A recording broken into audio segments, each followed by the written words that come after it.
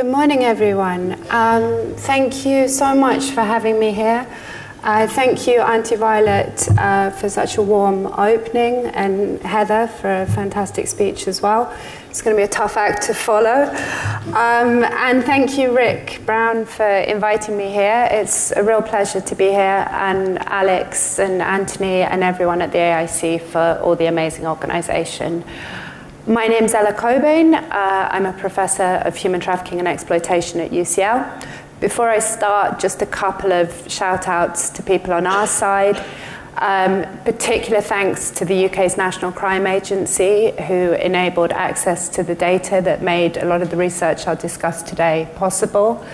So recognising that value of academia, law enforcement collaboration to improve our understanding of serious and organised crime threats. Thanks to funders, Economic and Social Research Council, and research, as ever, is a massive team effort. So I'm really grateful to all my colleagues and collaborators, including many of those names on the slides there.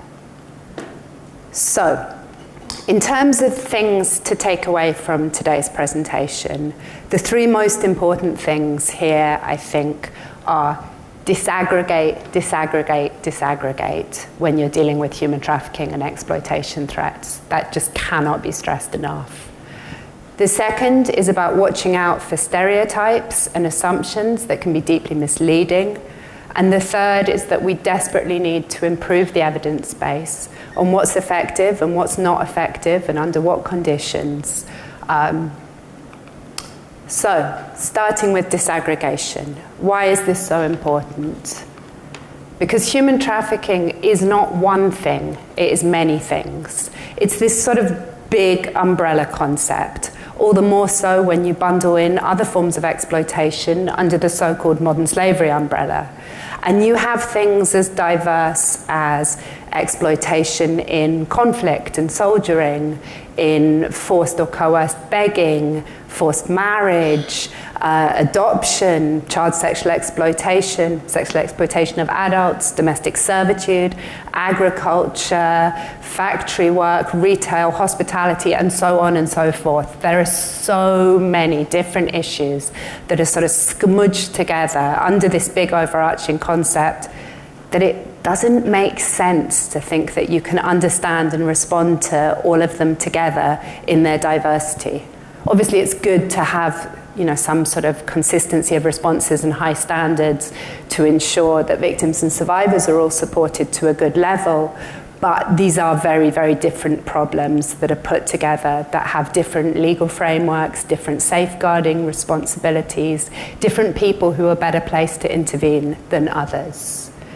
It's a vast and disparate array of issues. Also, like many other serious and organised crimes, but unlike things like, say, burglary or one-off theft, what we're dealing with here is complex process crimes that are distributed in space and time, that involve multiple interconnected people, places, processes, activities, and these could span as little as a day or a few days, could be weeks, could be months, could be years on end. So some of the cases we've encountered in the UK have involved people being exploited for periods of 10 years and more. That's at the extreme end, but at the same time, these can span out over huge geographies, huge time periods, and involve numerous different people. We're also dealing with slippery concepts here. And what do I mean by that? So human trafficking's sort of been on the transnational agenda since the kind of late 90s, early 2000s, with growing anxieties around globalization, deregulation of labor markets, collapse of the Soviet Union, changing migration patterns. And it was framed very much from the start as a transnational organized crime problem. But as countries across the world worked towards a coherent definition, there was a lot of tensions and a lot of disagreement around the regulation of sex work and different countries' attitudes to that. So what that meant is, as a way of reaching a compromise, the legal definition was set in a way that is not just notoriously vague, but it's deliberately vague. It's set up as a non-exhaustive list of forms of exploitation, and the term exploitation isn't defined itself. which then raises all sorts of challenges when you're thinking, is this trafficking, is this not trafficking? Because what is exploitation? At what point does child sexual abuse become human trafficking? At what point does exploitation of children in criminality become human trafficking? Same for child labour.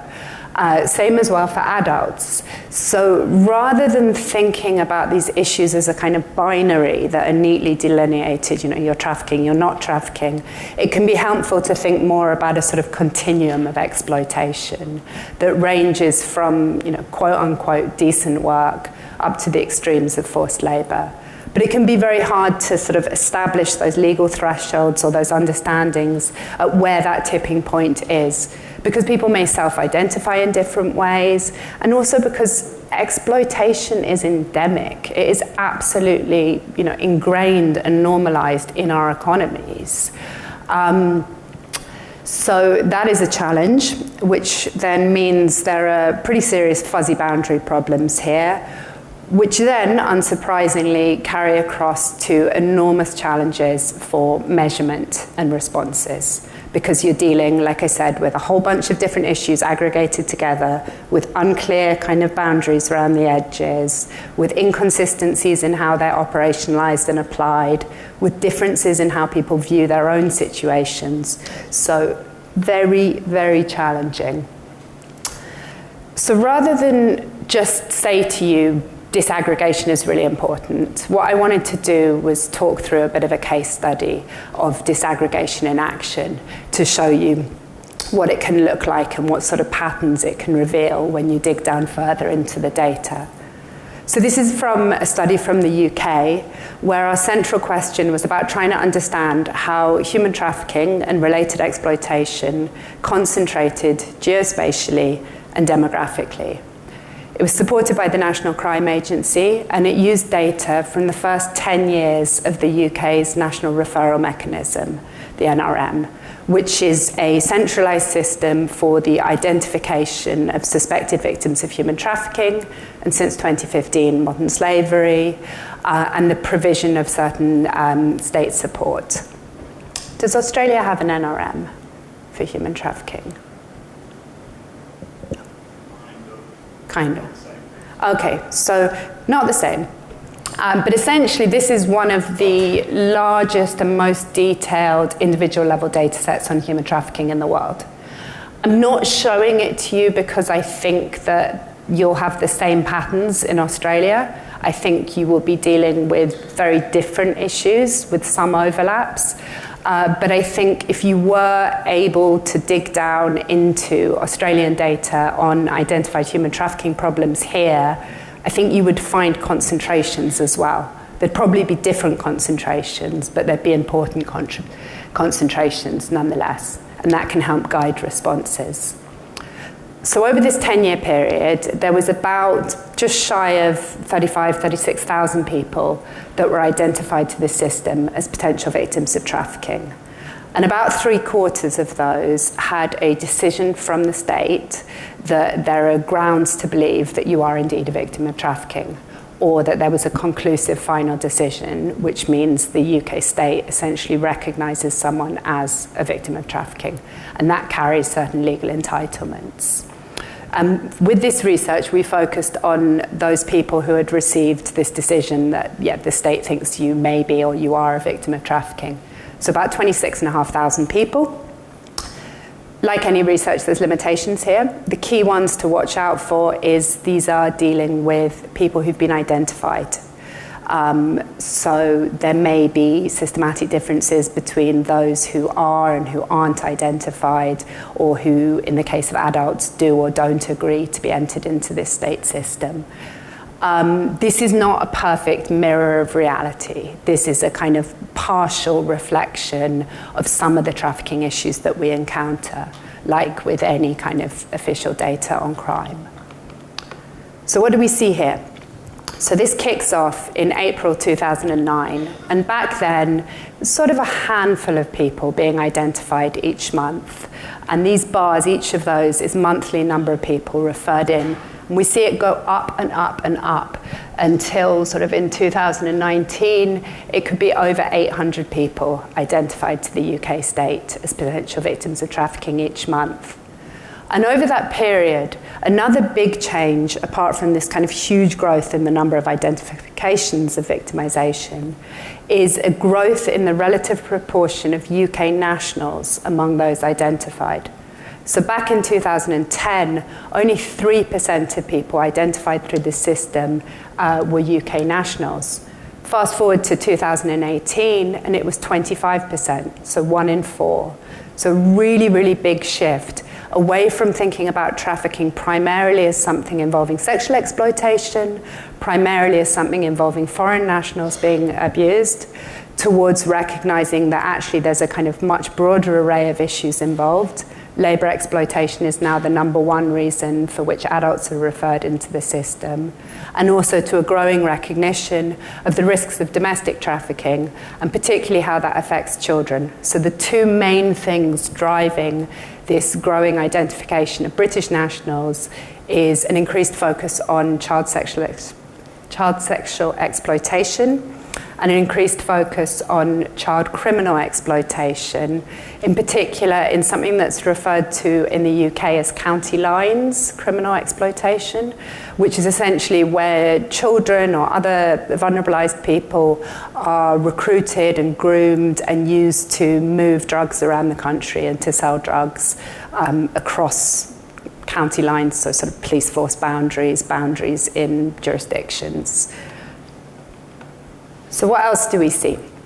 So over that 10-year period, because the data concentrates so heavily in the later years, we looked at it cross-sectionally. 84% of people over that 10-year period were non-UK nationals.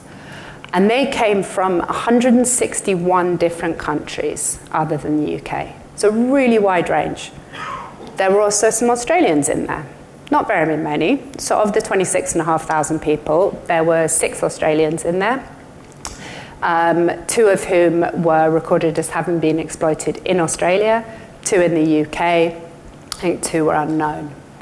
But this kind of wide range, so 161 different countries, actually belies very, very heavy concentrations. So what we see is the top 4 countries of origin actually accounted for around half of cases not involving UK nationals.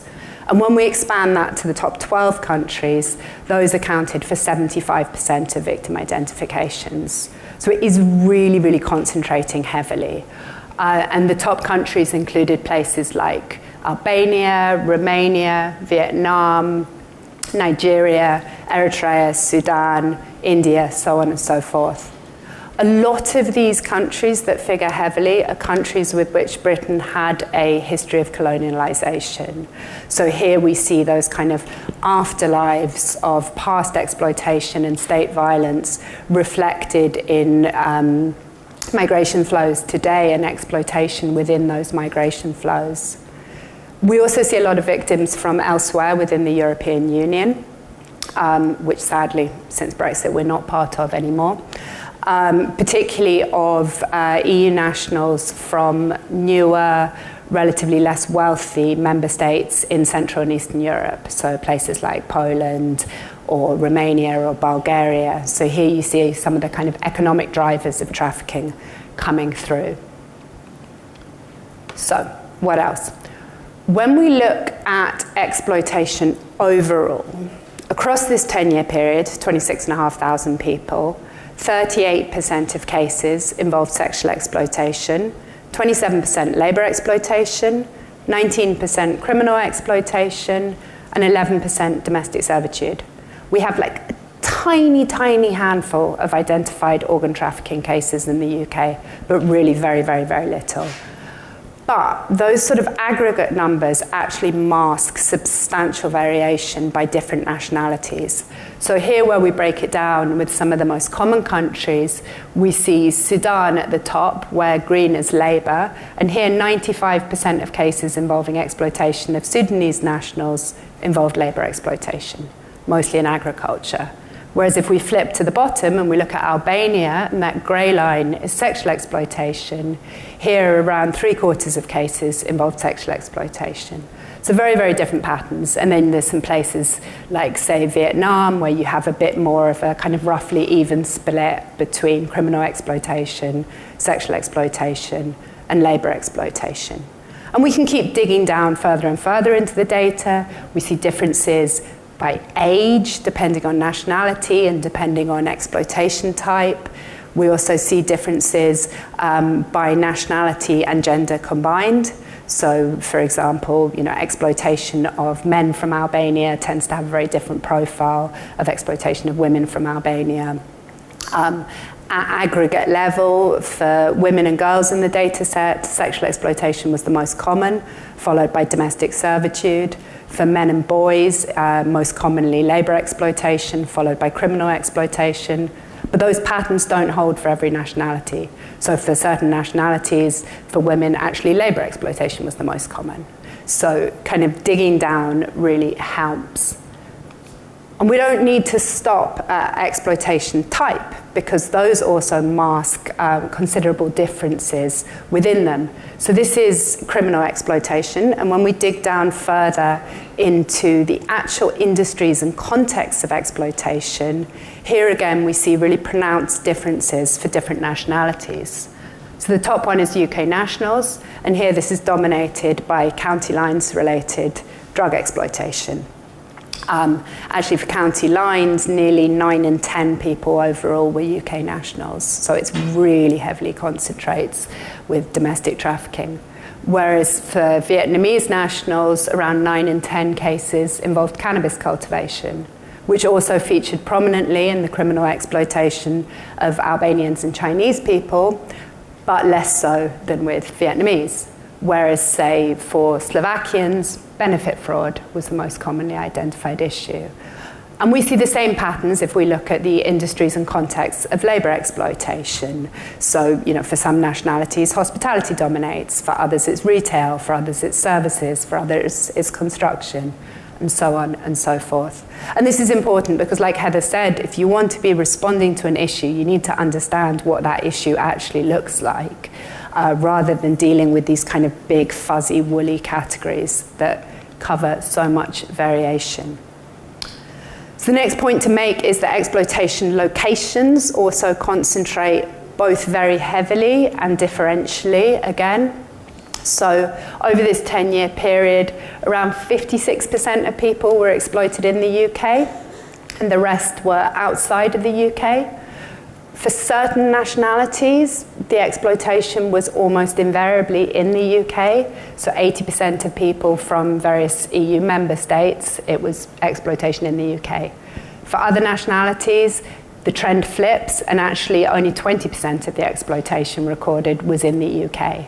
So that happened, for example, for people from Sudan or Eritrea or Ethiopia. The exploitation tended to be overseas before getting to the UK. And that was primarily in Libya, which in itself is a very, very important country on the central Mediterranean route for irregular migration to Europe, for people who are fleeing conflict, who are seeking asylum, and so on and so forth, which speaks to the overlap between smuggler facilitated migration and human trafficking, and the need to recognize that the two of these aren't necessarily distinct, and very, very serious exploitation that meets the trafficking threshold can happen on those journeys and does happen.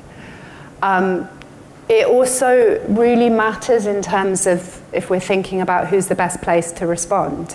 So, let's say we're thinking about county lines related exploitation of young British boys. Clearly, this is something that the UK police, UK government, schools, healthcare, etc., can do a lot about. If we're talking about exploitation of North African men in Libya en route to Europe, is this something we can really expect UK police forces to have a robust response to? No. There we're talking about getting better at identification of past victims, providing that support, and it's more a question for foreign policy and for government departments involved in that than it is for national policing. Something else we saw is that every single police force in the UK had at least one person identified as a victim of trafficking there. The numbers varied, but this really underlines that, you know, this isn't just a London problem, this isn't just an urban problem, it's not just a rural problem, it's something that happens everywhere. However, the profiles do tend to differ for different police forces, and a lot of that reflects the opportunities and the industries available. So domestic servitude cases concentrated the most heavily, with around half of cases in London alone. Sexual exploitation also concentrated quite heavily. Other issues like criminal exploitation, labour exploitation spread out much more across the country. So what are the implications of all of this? Essentially, it underlines, I hope, that trafficking isn't one thing, but many things. It's complex, it's diverse, and it's highly context-specific. Often, responses are framed very much either around sort of individual level vulnerability or big sort of systems and structures. And both of these matter, and opportunity also matters. And opportunity is often that missing piece of the puzzle. So looking at how jobs concentrate, how vulnerabilities concentrate, and thinking about how that can be built into analysis and intervention. The good news, if there's any good news here, is that the heavy concentrations do mean that targeted responses are possible, and it means that focusing on particular issues could yield disproportionate gains. So when we combine the various things I've talked about, like age, gender, nationality, exploitation type, subtype, etc., what we see is the top 5 profiles actually account for around 3 in 10 victimizations overall. So that's really substantial. The most common one is around 1 in 10 cases, and that's exploitation of British boys and men in drug distribution and sales. And different issues, like I've said, will require very, very different responses. So figuring out kind of, you know, what are the particular problems that you're dealing with, say here in Australia, and where might the greatest gains be had, and who's the best placed to intervene. So moving on to the second area, stereotypes and assumptions. Again, what Heather was saying really resonated here. There is so much kind of popular culture and media understanding around trafficking that is just so wildly inaccurate. And some of the references are starting to date now. So when I teach to students, everyone used to recognize if you said to them, nah, it's not like Taken. Like Liam Neeson's not going to come in and sort of rescue his daughter in Paris. Younger generation actually don't get that one anymore, so we need some more references. But yeah, there are a ton of really, really unhelpful stereotypes and assumptions. And I'm not going to spend the entire time talking about those because we'd be here for a very long time. So I'm just going to focus on a few. And some of the things I wanted to stress was around unhelpful stereotypes about victims and perpetrators. So particularly this expectation that both of them be the sort of ideal victim and the ideal perpetrator.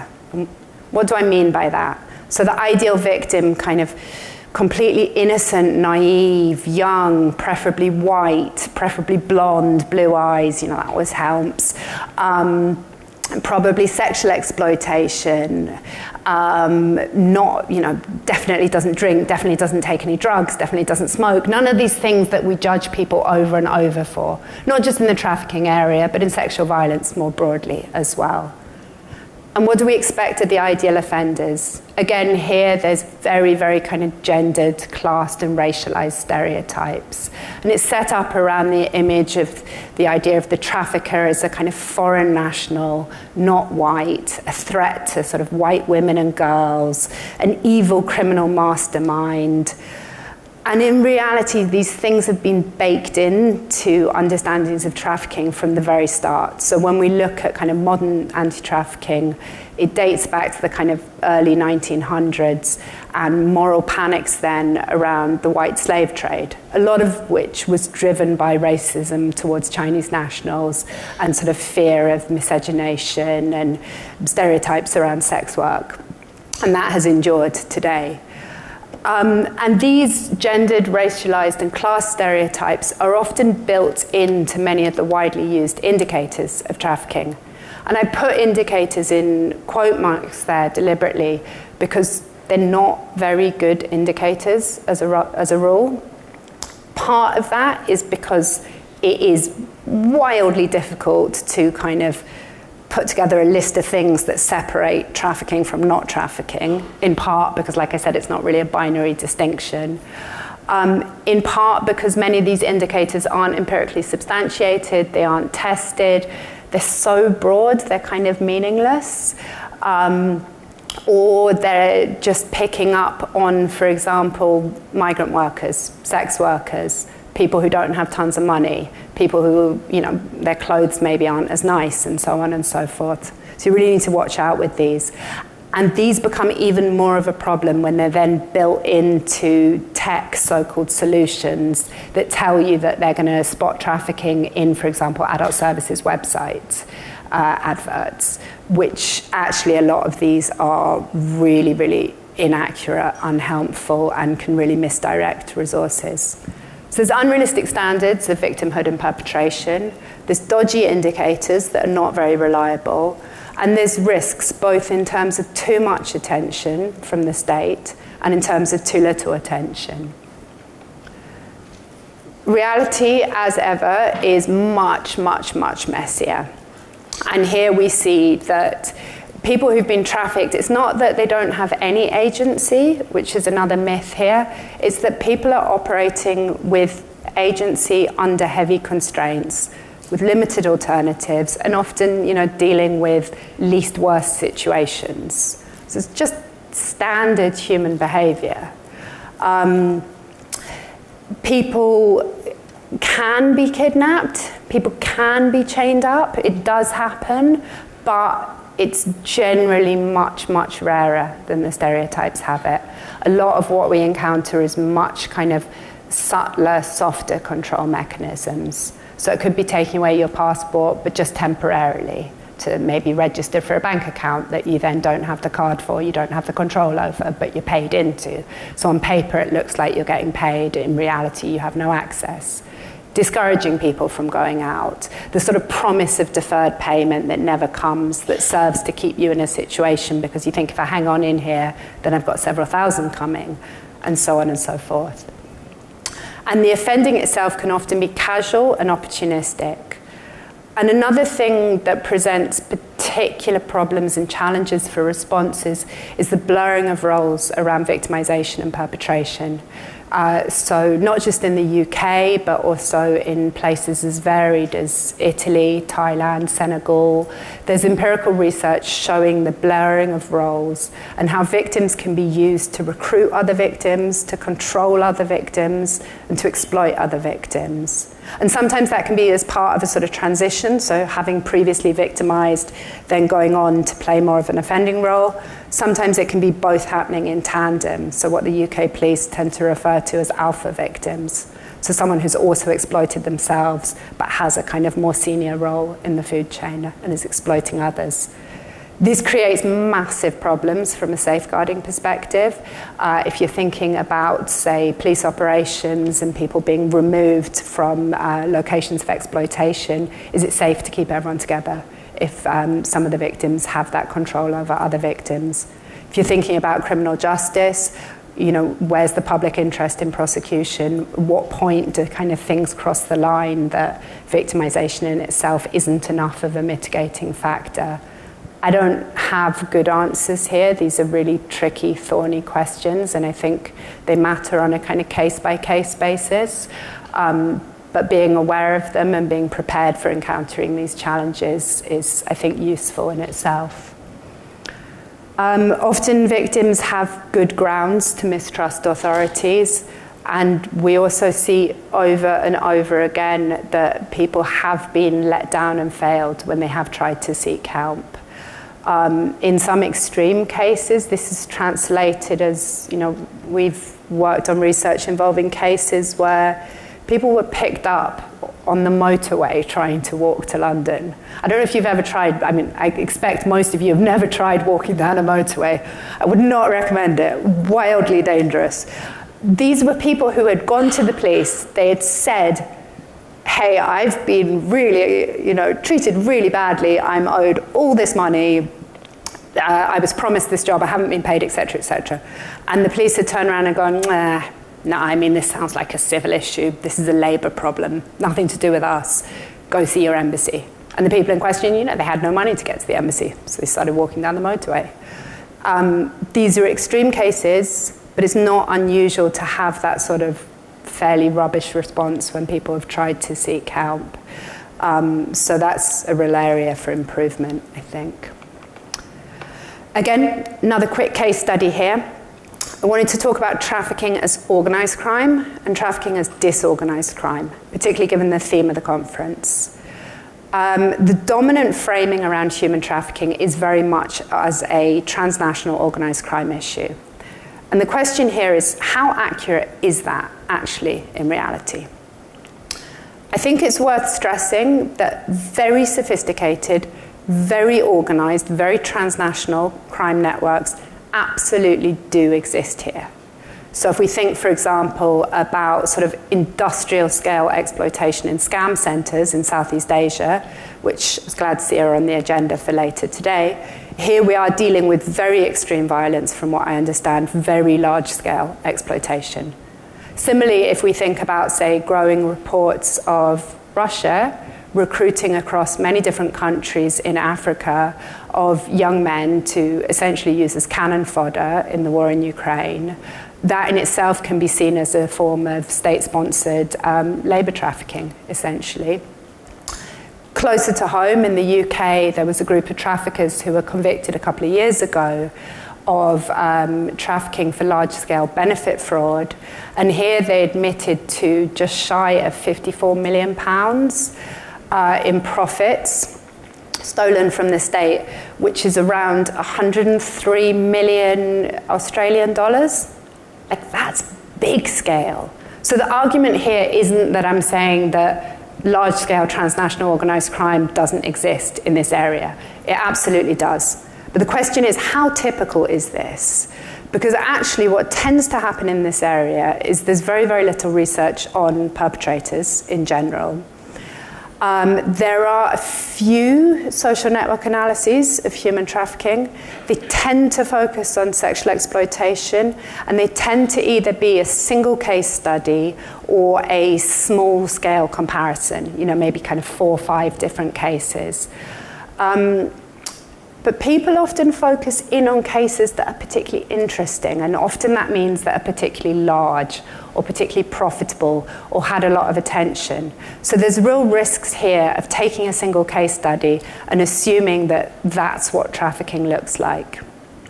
So we took a different approach here, and we took a population-based approach, and we wanted to look at a year's worth of intra-EU labour trafficking into, from and within the UK of UK and other EU nationals.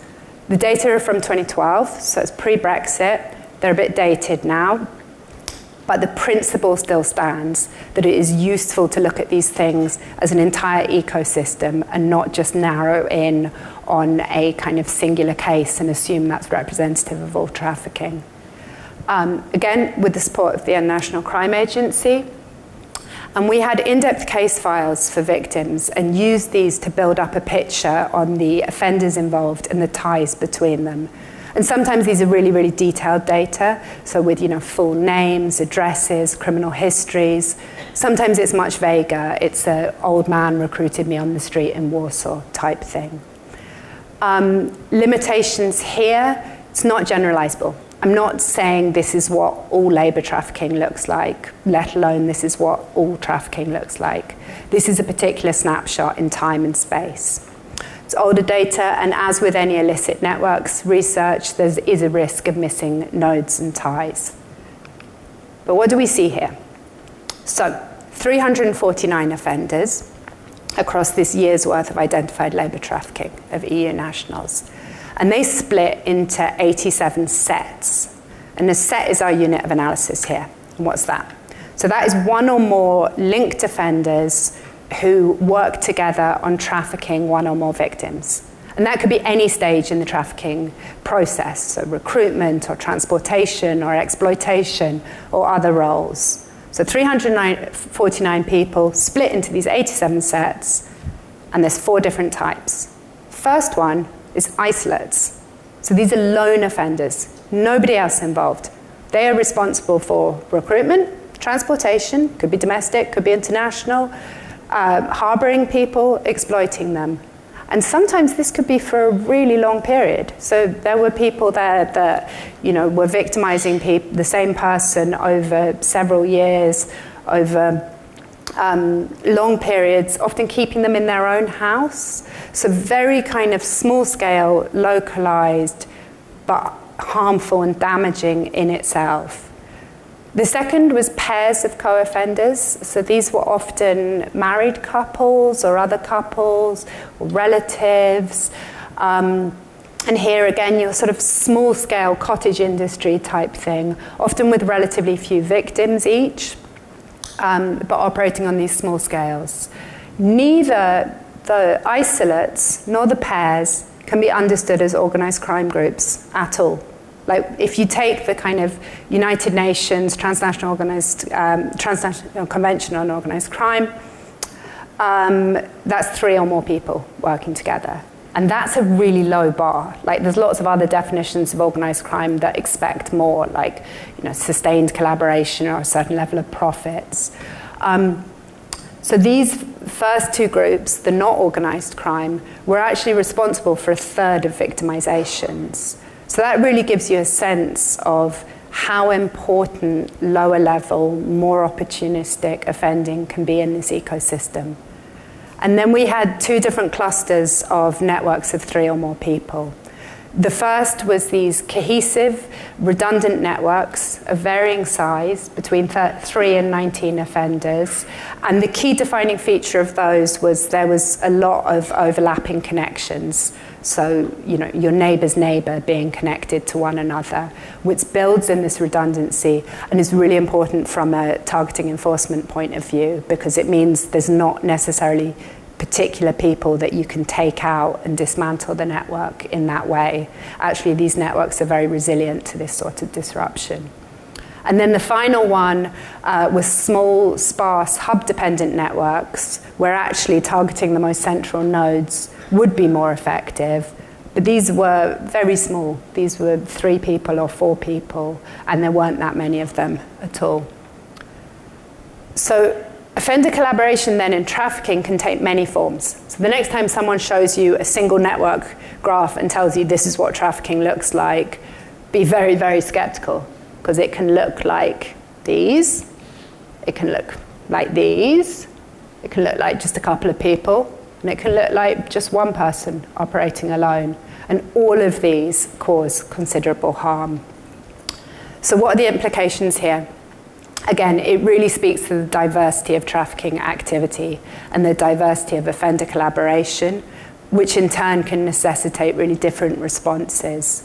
These small-scale operations can be much, much harder to identify proactively, and that really underlines the importance of enabling disclosure and taking it seriously when it does happen. The results very much kind of complicate and challenge the dominant organized crime frame. So around 4 in 5 of the offenders here could be considered part of an organized crime group, but only around half of the sets of offenders. And in many ways, thinking about it by sets is more helpful because these represent these kind of clusters of harm in an trafficking ecosystem over the years. It may be that one of the reasons why smaller, more opportunistic, less kind of sophisticated networks were more common here is because we were dealing with trafficking within the EU under freedom of movement. So it was relatively easy for people to enter the UK regularly through legal channels. It was relatively easy to put people into the regular labour market. So trafficking through irregular migration regimes, you might expect more sophistication in offender structures because there are more challenges involved. But it would be useful to see this sort of comparative analysis for other issues like that. The other point I just really wanted to stress here is that I think we need to all be really careful not to equate the number of victims or the number of offenders to the level of harm. Like, this is one thing that contributes to how we think about harm, but there's loads of other factors as well. It can be the duration of exploitation, the severity of control measures used, forms of polyvictimization involved. So some of the cases that we looked at for this research had very few victims or offenders, but like astoundingly grim conditions over really, really long periods, whereas others could be larger and, you know, pretty extreme, or they could be larger and actually the exploitation for the individuals involved was less extreme. People tended to be there for shorter periods, tended to escape. There was more of a kind of higher churn and turnover of victims, which again isn't to say that that's not harmful, but there's different ways of thinking about this. And I think it's quite dangerous if we just think about it in terms of the number of people involved. So, final area I wanted to talk about was the need to improve the evidence base on what works in anti-trafficking. Trafficking is a classic wicked problem where there's not a sort of neat, straightforward response, where any sorts of responses can create new challenges in themselves. So it reminds me a bit of a pinball game where you're sort of going for it and hoping and it doesn't necessarily work out. So part of that, I think we need to nuance this question of what works. So as I've argued over this presentation, trafficking's complex, it's varied, and it's context dependent. So it's an absolute pipe dream to think that there's going to be a one-size-fits-all response that works. Taking a realist approach can really help here. So thinking not just what worked, but what works when, for whom, under what conditions, according to whose measure of success, like how are we defining working here, by what mechanisms, under what conditions, and at what cost, both human and economic. So thinking about some of these questions can help. Thinking about the 3 Ps, so anti-trafficking is typically framed around prosecution, protection, and prevention. Again, had this presentation resonated here, because we already have this quote in here from the former National Police Chief's lead for modern slavery in the UK, who argued towards the end of his term that the problem of modern slavery is not something that policing can overcome alone. I completely agree with this. I think this is a really important point. And I would also add to that police are not always and necessarily the best place to intervene. I think there are circumstances where there is a really, really important role for policing, and I think there's circumstances where other organisations and individuals are better placed to respond. Nationally and internationally, there's a tendency to get a bit of tunnel vision on prosecution and to measure success in terms of convictions. There's problems with this on 2 levels. One, because it sort of assumes that criminal justice outcomes are the ultimate measure of success. And the second is that actually the numbers of convictions remain really, really low, both in the UK and internationally, particularly when we compare that to that ever-increasing number of victim identifications. So it's wildly mismatched. Protection, meanwhile, is vital, but it's not always effective. Like prosecution, it comes too late. It happens once harm's already done. And responses can be paternalistic and they can be really damaging. So thinking, for example, about raids, which people have described as experiencing as traumatic, dehumanizing, and really kind of problematic in themselves. Forced rescues that can then end up with people in immigration detention or people detained in reception centres in some contexts internationally. That can happen indefinitely, which is pretty huge human rights abuse when you think about it. Not all protection is like that. I'm not saying protection is not important, but we need to think carefully about what's actually being done and whose interests is it serving, and how are victims and survivors and other impacted communities being centred here. And then you have prevention, which is often treated as the poor cousin, too little, too late. It's a bit of an afterthought. It's often reduced to quite facile sort of awareness raising alone. Awareness raising is not very useful. If you're in like a desperate situation and you need cash and you're being told, oh, watch out for these scary evil traffickers, your kids need feeding, you haven't got any work, you're not going to be deterred by that, which is what I mean when I'm talking about agency and constraint, and actually the kind of bravery and initiative involved from a lot of people that end up in these kind of situations of desperate exploitation. They're there because they were trying to make their lives better, they were trying to make their families' lives better. And prevention also can be a guise for other agendas. So it's often used as a way of smuggling in anti-sex work measures. It's used to sort of legitimize border hardening and so forth. If you're interested in evaluation, this book that my colleagues and I co-edited came out last year, and delighted to say that it's available for download for free on the UCL Press website, so please do check it out if that's useful to your work. But essentially, what does the evidence base look like? It is pretty pathetic. There is staggeringly little evaluation evidence on what's effective in anti-trafficking and what's not. And that's despite the fact that there's a really clear moral and economic imperative to have better evidence, to inform policy and practice, and to ensure that interventions aren't hurting when they're designed to help, they're not doing more harm than good, they're not just being ineffective and a waste of money. And particularly in times of increased kind of funding cuts and constraints, it's really important to use that spending more effectively. The enormous lack of evaluation research is all the more shocking considering how much money's been spent on anti-trafficking. So it can be hard to get a handle on exact figures, but the best available estimates are billions of US dollars. Up until the second Trump administration and US priorities shifting, should we say, the US was spending hundreds of millions of dollars each year on anti-trafficking across the world. US was one of the biggest funders in this space, also a lot coming from other governments, intergovernmental organizations, and then increasingly a lot of philanthropic funding spent in this area.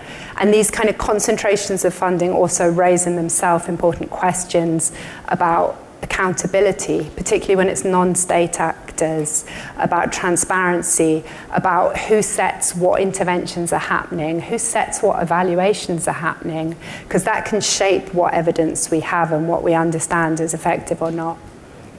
Also particularly problematic given that there's substantial and growing evidence of negative backfire effects in anti-trafficking interventions, so real harms that can and have been caused, particularly to sex workers, also to migrant communities more broadly and beyond. And survivor engagement is often used as a bit of a buzzword, a bit of an afterthought. It can be very tokenistic. And while it's a good thing that it's happening more, it needs to happen in ways that aren't tokenistic, aren't extractive, properly recognize and remunerate the expertise involved, but also realize that survivors themselves are not a monolith, right? If we think about how many different things human trafficking can be, it's completely unrealistic to expect a single person's experience to speak for all victims and survivors. So there can be tensions there as well. So finally, implications of this. For me, the big things are we've got so many systematic reviews that are coming back empty or with very few studies. So that in itself means rather than more systematic reviews, we really need more investment in primary evaluations. We need to learn both from successes and failures. I think there's huge opportunities in taking more of a public health approach, not just because human trafficking has very serious health impacts, but because we can learn a lot from thinking about prevention as a priority in terms of kind of primary, secondary, tertiary prevention at those different levels. I think a realist approach also really helps. We really need to get better at anticipating and mitigating negative effects and not just sort of treating them as, oh, those were unintended consequences, particularly when these are often things that were warned about in advance and those warnings just got ignored and overlooked. And there's a real need to increase transparency and accountability and to repair and build trusts with communities who've been negatively impacted by anti-trafficking activity. And above all, having that meaningful engagement with victims and survivors and affected communities more broadly. So yeah, those were the 3 areas. Thank you so much for having me. That's my email if you want to get in touch. Hopefully I'll get to talk to a lot of you over the next few days. And any questions? Do I hand over to you? Yeah.